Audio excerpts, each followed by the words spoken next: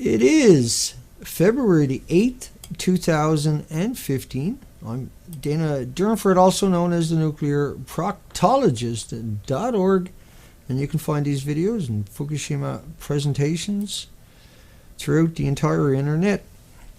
And at live stream right now, look up Dana Durnford. Unit 4 fuel pool was a hoax. I just wanted to put that there before I forgot about it. Because Unit 4 fuel pool was 100% a hoax. And media and personalities throughout the media have come out and warned you that Unit 4, if, like David Suzuki said, if Unit 4 was to collapse, it's bye-bye Japan and evacuate North America. Well, Unit 4 collapsed. And the hoax was to tell you that it didn't. And that if it did, it would, so you would give them all kinds of money, and then you would think the danger was over. And it turns out the danger is not over. Unit 4 is gone. And so we are looking at an extinction event playing out in the Pacific Ocean. And Unit 2, let me show you something coming up here.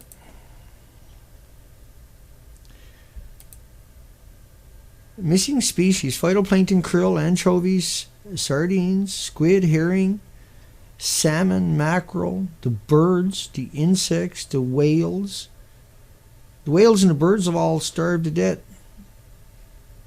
Mass mortality after mass mortality till there's almost nothing left. And there really truly isn't very much left. With the mass die-offs that are starved to death, everything else is already gone. The mass die-off was happening right away after Fukushima. The disposition came over from North America. The disposition came over from North America. Here's one of the many, many models. I'm going to stop this in a second. Boom.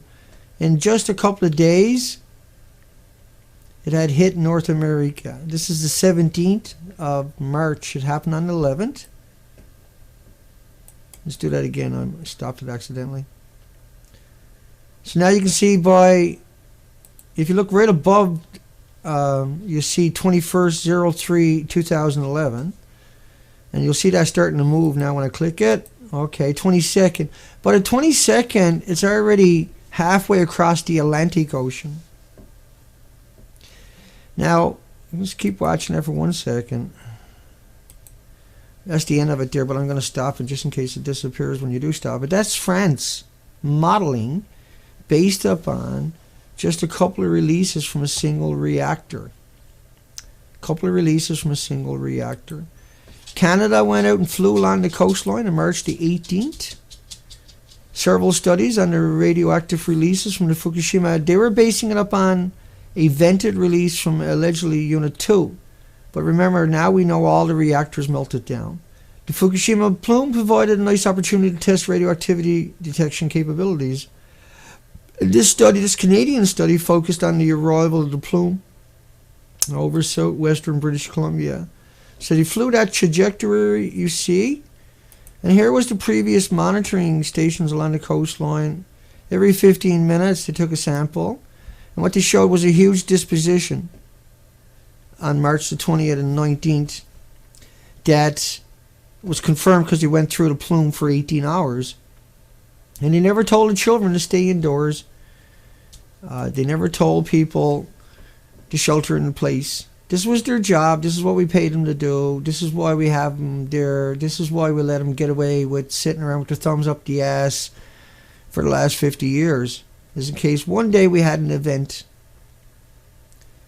But what we were slow to comprehend, the majority of us, I'm not saying everybody, but the majority of us were slow to comprehend that there was other species that would get damaged and harmed, and even, heavens forbid, an extinction event for many species.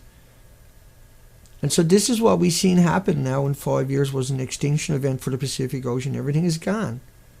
It's all gone. We went out and documented it for 260 days, 15,000 miles of the coastline on the Fukushima Expeditions for Life. And you can find that documentation up at the NuclearProctologist.org. I'll just bring that up for you. The NuclearProctologist.org.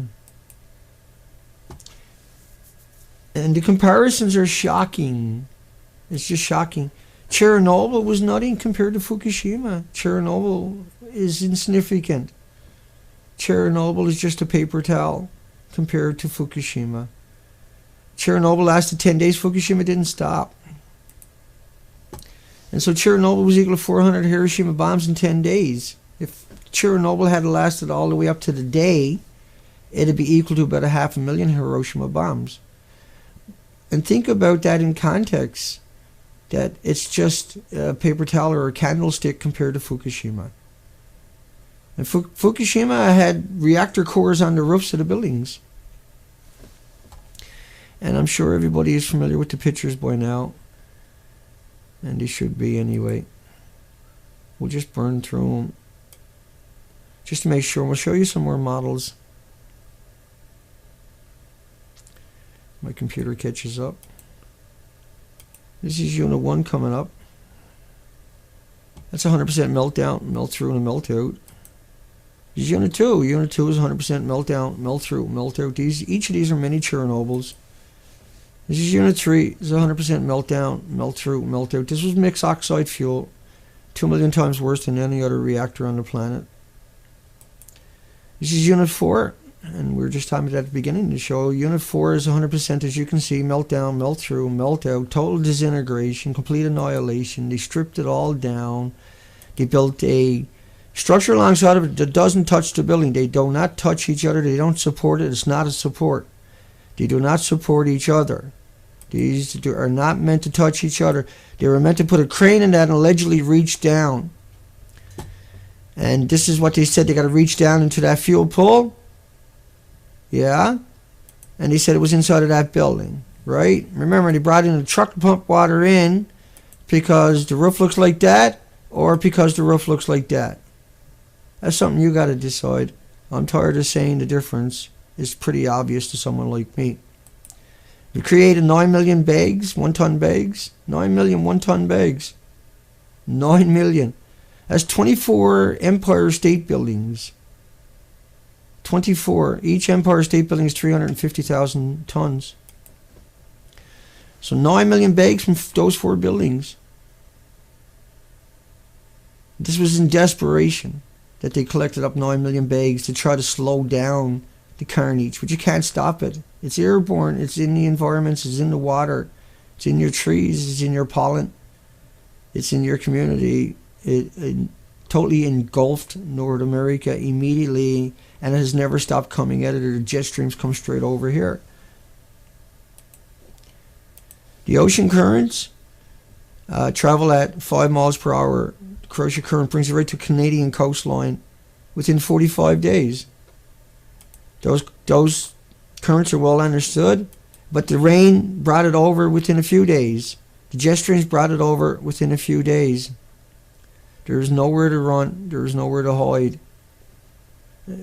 There is no escaping what they got done to you. It's in your water tables dramatically. Pre-Fukushima. Pre-Fukushima, we've seen now, post-Fukushima, we see 7,000 becquerels a liter of tritium. But tritium, 3H is man-made. This is not natural tritium from sunlight and hydrogen. This is man-made tritium.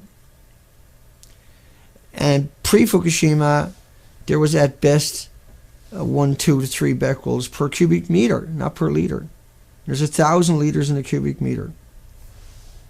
Just think about, now we have strontium-90 as a normal in our drinking water in Canada. This is the Canadian drinking water standard. They pulled this particular one off their page after I blogged it out and it got traction. They put it up in another spot, but it doesn't look like that anymore. Iodine 131.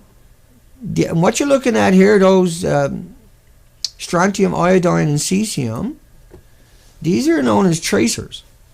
And what they mean is that everything else came in. If they showed up, then everything else is here.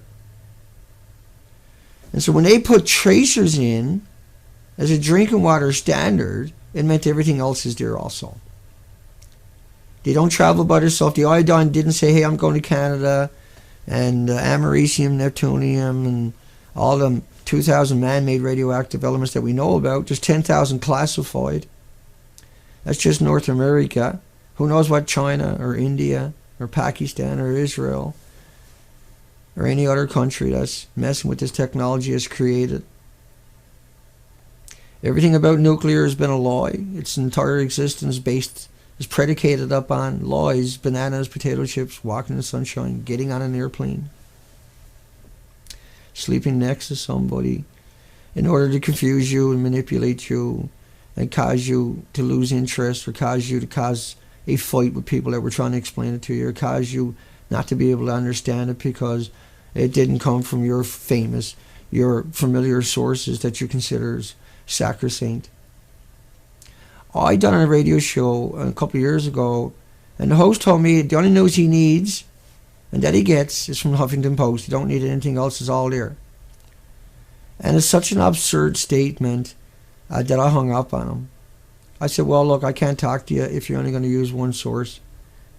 And if you're going to use such a source, such a disreputable reputation as the Huffington Post, this smear machine, this smut machine, this thing that has infiltrated every country and that has no substance whatsoever, and it fills us up with celebrity gossip and nonsense that are irrelevant, that is totally irrelevant and a waste of every human's time.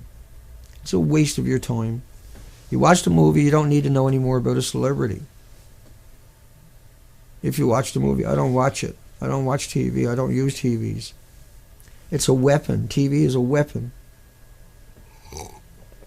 You never, like when it comes to nuclear, you'll never see a debate. You won't have one guy talking about the dangers of nuclear while another guy's telling you it's like a banana and a potato chip and walking in the sunshine. It's just, it don't clash, yeah? No, it don't clash. But what we ended up doing to ourselves was we let our guards down. The checks and balances were bought and paid for by the industry itself. The media is controlled by the industry. Their job is to sell whatever industry's sore thumb is that day, to bury it, to hide it, to manipulate it, to make it look like they were the good people, look like they had, and to give whatever the official government party line. But the government is supposed to be by the people, for the people, but instead the government is against the people. The government comes out with every policy in the book that the people don't like and never comes out with a policy that people agree with. En masse, because the government is there for the corporation. And the corporation is not supposed to exist in the entities that it do. And so nobody at TEPCO can really go to jail. They're corporate personhood. Just like Google can't go to jail, Eric Schmidt can't go to jail, get a criminal record, be denied entry because he committed crimes.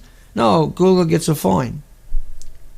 But the people who created the crime can't be charged with a crime. So they're brought back up in the media and put up back up on a pedestal, and if they got stocks, the media will shake them. Meanwhile, they're a known criminal. They've been convicted many times, but all they got was a fine. But if you get a fine, you're a criminal. You got a criminal record. You can't do things. You can't get a job. The media will demonize you. Oh, he got caught smoking this. He got caught drinking and driving. He got caught blah, blah, blah. But yet never, ever have Eric Schmidt up for an interview and said, Eric, you got fines, but you never got a criminal record because you hid behind corporate personhood, right, Eric? And so all the money you accumulated it as a criminal because you were a criminal.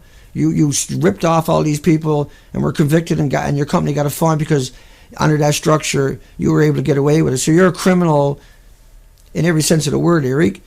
But we have to put you up on the TV because that's what our bosses want. You can't see, that's not going to happen. That won't work. Because everybody will turn on Google immediately and say, hey, wait a second, they're criminals. Well, the nuclear industry is the exact same way. The nuclear industry is using corporate personhood.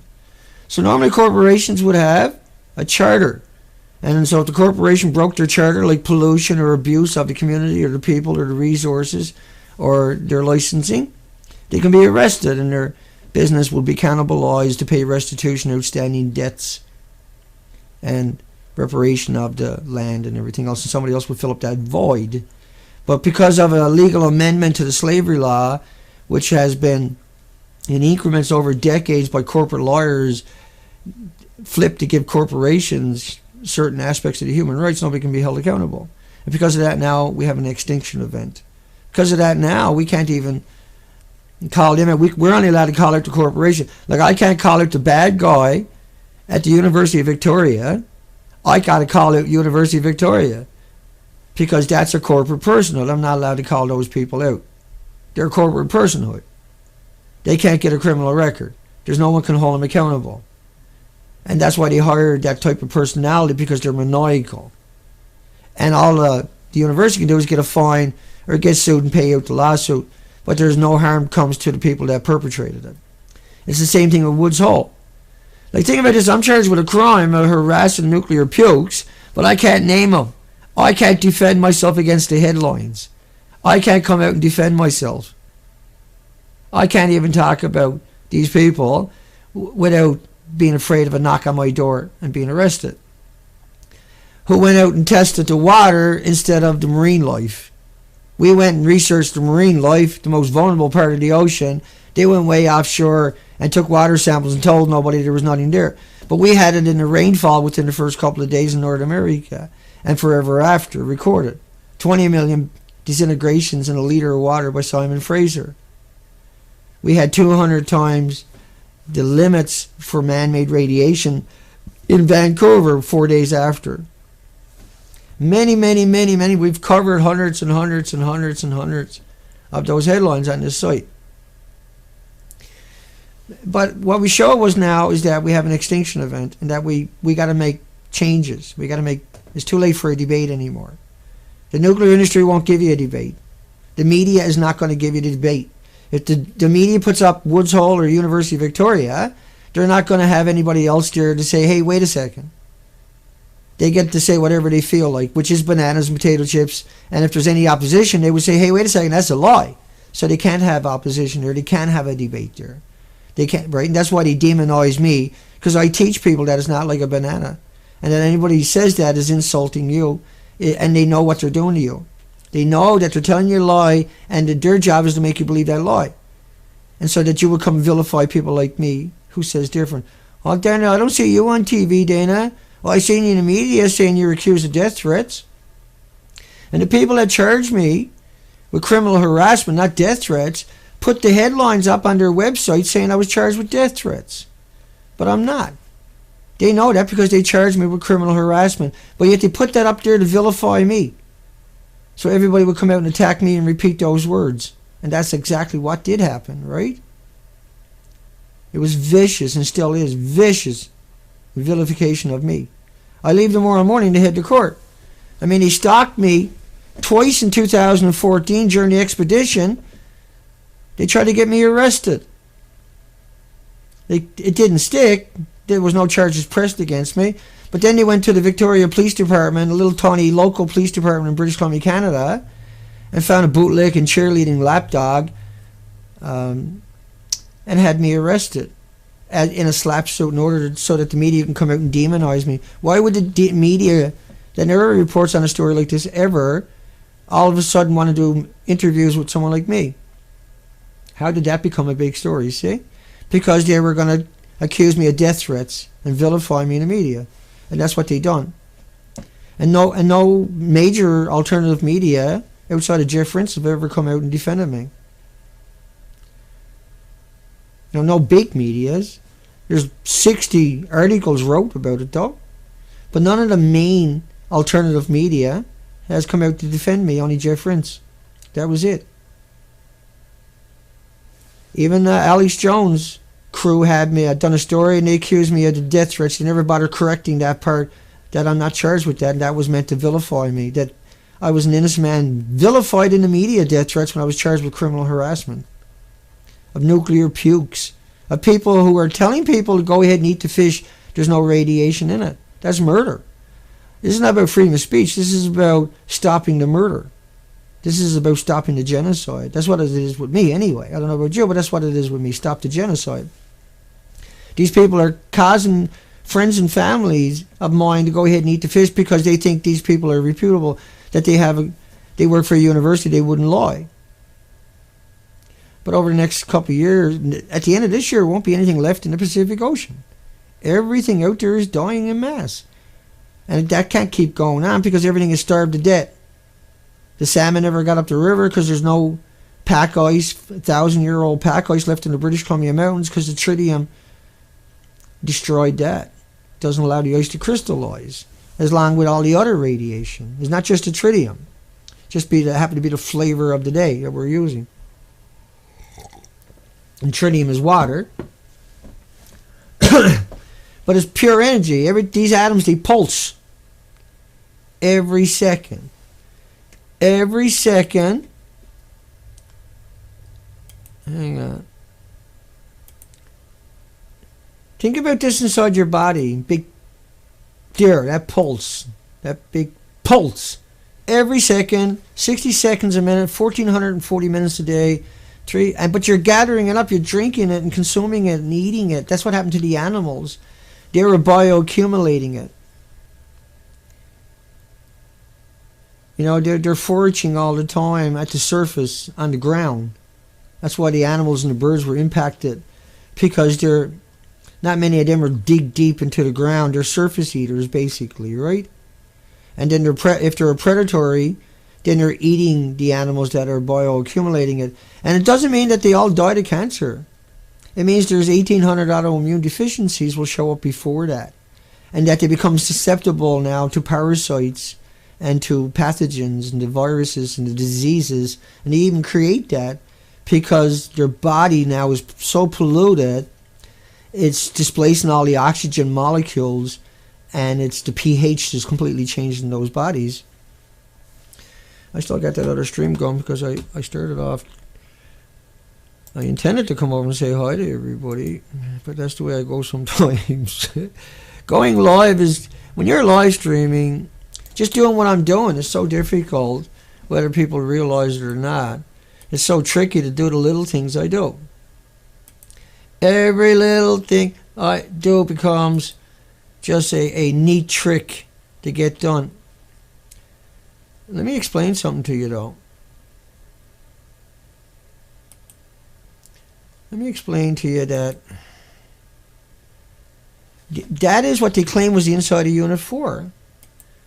This is the inside of Unit 4 on the ground. See how these buildings don't touch each other? They're not meant to touch each other. They never touched each other. But yet, I see an activist post, Melissa Melton, claiming in her last article that this building was built to support it. That it's there to give it integrity. And I got no idea why she can't tell the difference and why she doesn't know it, outside of the fact she probably didn't look very far. But it's very damaging to have people out there in the alternative media writing articles saying that supports it. Because just that little causes fighting among people. And that if you don't know the difference, you shouldn't say it. But yet that's the claim. But these buildings don't touch each other. This pool does not exist inside of that building. It does not exist inside of that pool. These are official pictures. Look at the roof, look at the walls, look at the ceilings. Now you tell me, how does it fit into that picture there? And you see the big red truck, right? Why would you need that if it looked like that? You know what I'm saying, right? If it looks like that, and it does, these are the official pictures, and that's the official picture too.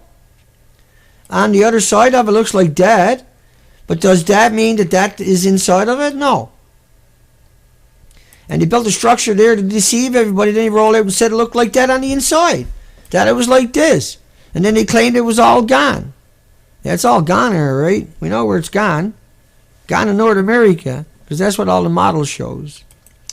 They looked at 4 spots along the coastline of British Columbia. So far, urchin die-offs at 4 sites along 200 miles and a 5th site off California. And so they declared an extinction event. An extinction event. This is a map of Canada. And this is a map that I covered, that I created. This is all the coastline of Canada, from one Arl to the other Arl. That's what we covered for 260 days in that operation. And instead of being a gorgeous, unimaginable, unbelievable, healthy environment where every millimeter is jostling for life and the 4 million other species are kept at bay, it's naked, and the other 4 million species didn't even try to recede the coastline. The other 4 million species didn't recede that coastline. Think about this tsunami map. This is where people died along the coastline of British Columbia. Of Japan. From the tsunami. They died from the tsunami. Now look at that map. Think about that. Now, you see the numbers. There's thousands of people and hundreds and people. Right along that 400-kilometer stretch, that's where people died from tsunami debris. From tsunami debris. From that wood chipper. This is where the nuclear power plants are. Yeah? Does it make more sense for you now? That's where the nuclear power plants are on that coastline. Okay, so we covered 15,000 miles in that boat. There's a map of it. And I'm going to show you something else that you've already seen many times, I'm sure. But that's tsunami debris. That's so important. That is unbelievable, unimaginable how important it is to consider that when you talk about the power plants, and then when you talk about the debris along the coastline that killed all those people, it killed them because it looked like that. See? And that's why the nuclear power plant looks like that, and that's why they come out and told you it looked like that. Because they know. They know it's an extinction event. Remember, Chernobyl, read that third line from the top. For the next 10 days, 400 Hiroshima bombs over 150,000 square miles of Europe and beyond. Europe and beyond.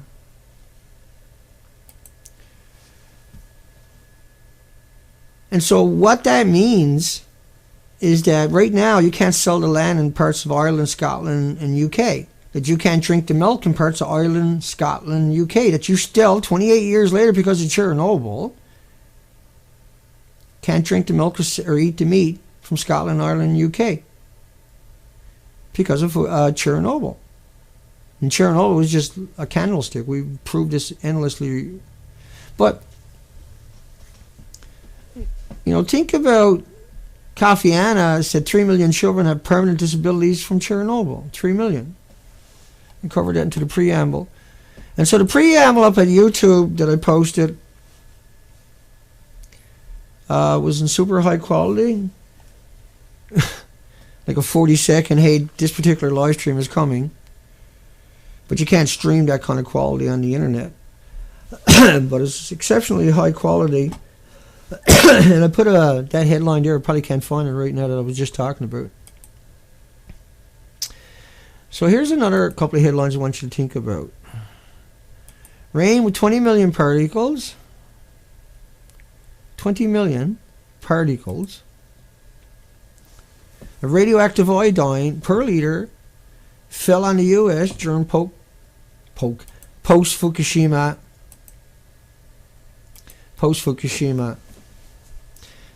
20 million of iodine 131. Let me snap that up there again for you. 20 million iodine 131. So there's 30 times, 10 times more iodine 132, 30 times more iodine 133, 31 times more iodine 129. Yeah, I can probably bring up some of that for you and make it a little easier for you to understand it. Yeah, here we go. Oh yeah, I created that big folder, didn't I? Let's look at the forecast. Here's an Australian forecast, March the 15th, 2011. East of Los Angeles by March the 18th. This forecast was by the Norwegian Institute for Research. Latest forecast had all of California on a radiation threat. And it looked like that.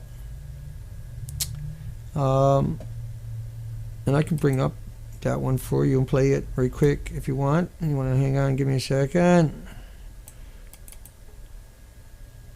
Anytime you're ready, Dana. Oh, here we go. And so once it hits, that's the end of it. Game over. Once it hit the coastline, once it went over your country, once it deposited This was a snowstorm that never disappears, but you can't see it. You can't breathe it or smell it or taste it or feel it or pick it up or throw rocks at it. But it's there, see? And it's permanently there till the end of time. It's recirculating like the forest fires. Like the forest fires, we know comes across the ocean, right? We know these are thousands of times bigger than what I'm talking about, what I'm showing you. And we know how that comes over and it lingers around North America for extended periods of time. Hey, buddy. It lingers around North America for extended periods of time.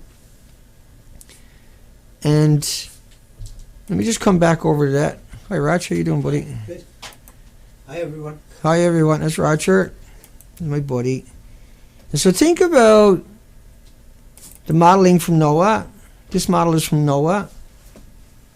And that model is based upon 40 days. It's only based upon a couple of days releases from a single reactor. Couple of days releases from a single reactor, and is not based upon all the elements. It's only based upon iodine-131 and cesium-137. And so, like I showed you earlier in the broadcast, is that we have let's just say three, but we covered this many times, but not counting the fuel pools, which are reactors. And each of the reactors hold 5 million pounds. And they all melted down, but no one put that in any of these models. These models are only based upon venting from unit two. They're not based upon detonations. They're not based upon the explosions. They're not based upon the actual releases. They're not based upon the thousands of elements. They're not based upon the time and the 5-year is still coming out of there. If you put all that in the model, obviously you wouldn't see the planet Earth ever again for 1,000 years before it fell out of the upper and lower stratosphere. You had a 9.0 earthquake. It traveled through the country at 9,000 miles per hour. It was felt in Florida 30 minutes later. It shook the country for 6 minutes. It had 3 major 7.0 earthquakes within the first 40 minutes after that. It had it was 1,000 times worse than Haiti, 7,000 times worse than Christchurch. The tsunami came through the country at 600 miles per hour. It ripped up 400 miles of the coastline. But that tsunami, as you can see, the death, that's the maps of where people died along the coastline. That's 400 miles of the coastline. But look at where the coastline actually went right around the entire island.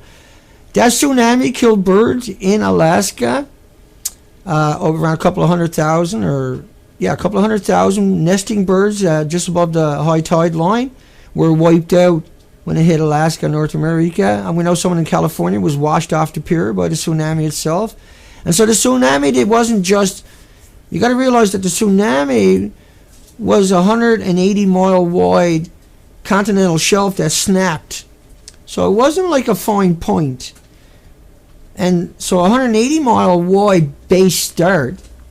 Think about a asteroid 180 mile wide. I'm sorry, that's probably not a good one. But think about throwing a rock in the lake. You're going to throw a rock up in the air and it's going to come down and land in the lake. Now I want you to get a crane and I want you to pick up a 747 fully loaded with fuel and people and point it down with the engines going full steam, and then you're going to snap the line and it's going to fly down and smash into the same spot where that little rock went. 3 seconds before that, do you think you could still see the waves from the rock in a half a second after it hits the water ever again? No. In the concept of it obliterated those. I know I'm all over the place sometimes. The tsunamis were right along the coastlines, but look at this. Look at the. I didn't bring that up for you. Let me bring that back up for you. Where the hell is all this stuff coming from, Dana? And so look how the tsunami done the damage right around the coastline, and look at the reactors right around the coastline, right? And so no one can imagine. Hang on. Previously unpublished map from the government scientists showed Fukushima plume at Alaska coast, December 23rd.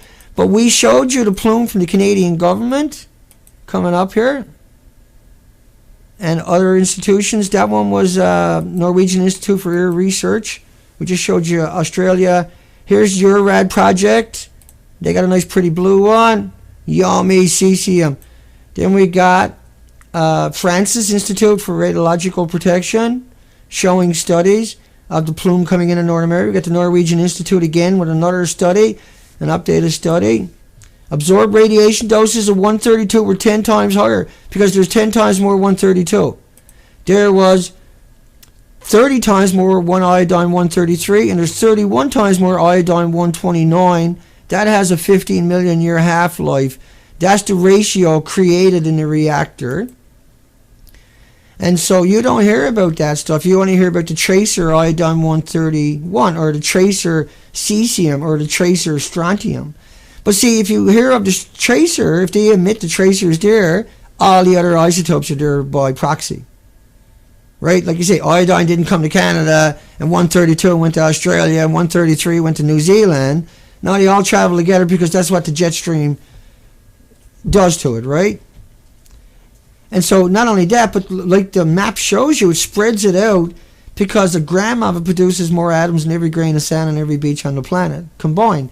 Each reactor has 3,450 assemblies. Each assembly has 80 rods in it. Each rod is 18 pounds. And do you think they were run? Now they only account for 1,100 rods. This is how much they've been working to deceive you, manipulate you, and trick you. They got you thinking there's only 1,100 rods, but each reactor took 5 million pounds. 2 years later, they put it on the roof in what is known as the fuel pool. Does that mean now that it's no longer a reactor core, now it's just rods? No, it's still a reactor core. Many reactor cores. They kept it all on the site. The whole country was ripped apart. Once again, let me bring you back to the picture. In a second here, I'll bring it up for you when I find it. Of the tsunami debris. Here we go. Here comes the tsunami debris. So this was a wood chipper. Went through 400 minimum. This is where this is what killed the people along the 400 kilometers of the coastline. But at the same time, if a power plant loses power, every minute it loses an inch of water. Now, how long do you think it took them to get power into there? 11 hours? You think they got power back in there for 11 hours to run these great... Now, remember that a nuclear power plant needs a coal plant alongside of it. But think about, there's 20-foot... Empire State Building weighs 350,000 tons. They got 9 million one-ton bags here. So that's 24 Empire State Buildings, 100-story buildings, out of 4 10-story buildings. But that's just from the communities. That's not from the power plant that the cleanup is. So you'd be looking at billions of bags and you still would never get it all. You couldn't get it out of the ocean. So we're going to come over and say goodnight to everyone. And I think that's a pretty tight. Remember, hang on, wait for it. 7,000 becquerels a liter pre-Fukushima studies. Let's bring them up before we call it a night. Pre-Fukushima studies on tritium. Tritium was 0.34 becquerels. Tritium radioactivity in Alexandria in Egypt. Pre-Fukushima, 2 becquerels, 5 becquerels. In other countries, you see it's down to 1 or 2 becquerels. Every study pre-Fukushima, it's down to nothing. You can go look these studies up. Right, becquerel, just a handful of becquerels, but that was from weapons fallout. That was from weapons testing. Now, Canada, 7,000 becquerels a liter. That's 7 million in your hot tub. That's 3 million becquerels when your children get a bath. And so you bioaccumulate that. That's not like potassium, which is homeostasis. Your body regulates it. Your body doesn't have a homeostasis effect for man-made radiation. That's why we have terrorist laws. That's why we have nuclear holding sites. That's why we give them billions of dollars for each nuclear plant every year. That's why there's this big fear of dirty bombs. That's why they took away all your freedoms and all your liberties for the terrorists. Get a dirty bomb and can pollute your community with a pound. But millions and millions and millions now is coming out of Fukushima until the end of time. It's hemorrhaging into the Pacific Ocean, and it's just a perpetual mass murdering machine. So I'll come over and say goodnight to everybody. Here we go. I'll come over and say goodnight. We got a steam in. We're heading down to court tomorrow. Good night, everybody. Terry Ann, Candace, Amthurst, Strontium Milks. Hey, I got it right for a change. My apologies, man. But you're doing such a good job. Hi, Shawnee Guinea Lane. Hi, honey. Thank you. Amthurst. Hey, folks.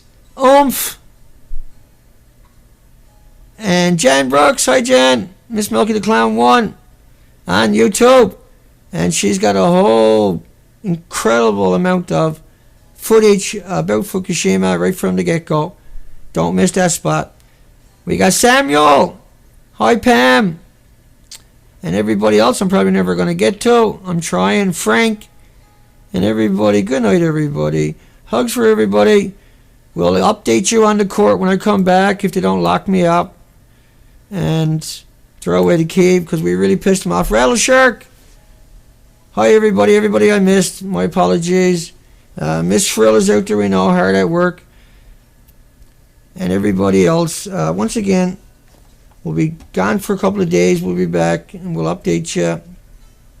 Fukushima is an extinction event. That's documented.